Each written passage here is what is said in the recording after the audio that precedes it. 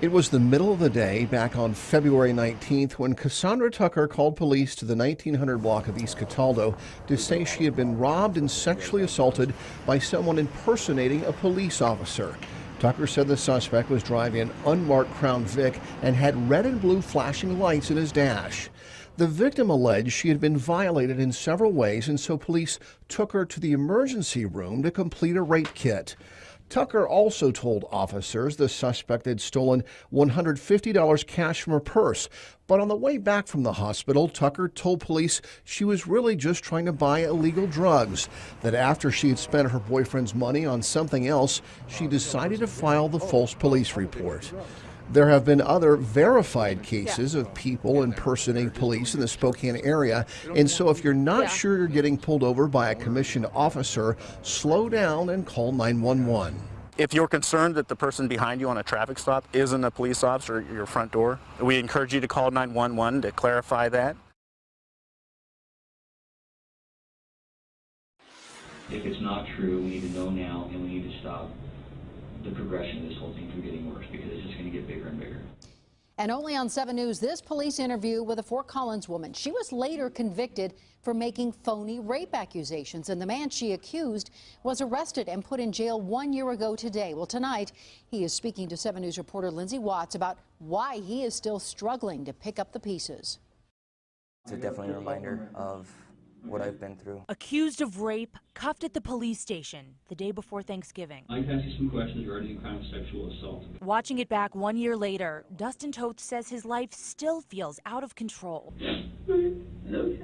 His accuser, Catherine Bennett, a co-worker he'd started dating. And right now, the statements that I've been given do not match evidence. This is exclusive video of her police interview. As Toth sat in jail, her story fell apart. I'm not telling you to drop charges. I want to know the facts about what happened. Bennett later convicted of making it all up. She was sentenced to 35 days in jail, then an ankle monitor and probation. I don't feel that's justice. Toth says he's the one who's been punished. The Army National Guardsman lost his civilian job and was out of work for nearly 6 months after the arrest. I've been behind on my car payment ever since. He has his friends, but the emotional pain is still there. I feel like I'm incapable to actually trust a woman again. He says it's telling his story that's helping him heal. Giving me the opportunity to share it gives me the opportunity to clear my name, because I still feel like my name is not cleared. Lindsay Watts, 7. Man who spent nearly a decade in prison for a crime he didn't do is awarded more than $500,000 under a new Washington law. His name is Thomas Kennedy. He was released from prison 2 years ago after his daughter admitted she lied about being raped. A judge has ordered the state to pay $520,000 under Washington's Wrongful Conviction Compensation Act. Going beyond the headlines, Amy Frazier met with Kennedy today in Longview.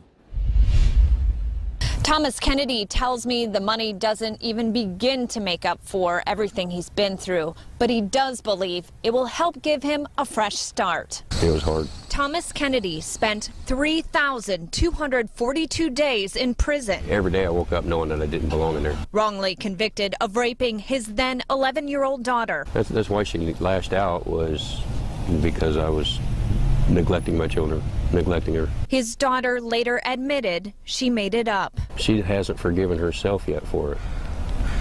And that's what I'd like to see her get over.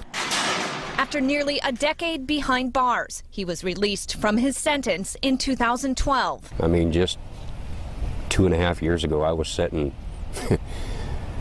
there doing beadwork, and a guard comes up to me and says, "It's been nice knowing you, Kennedy. I know you don't belong here." But he says life on the outside has been tough. My job situation has been whatever work I could find, wherever I could get it.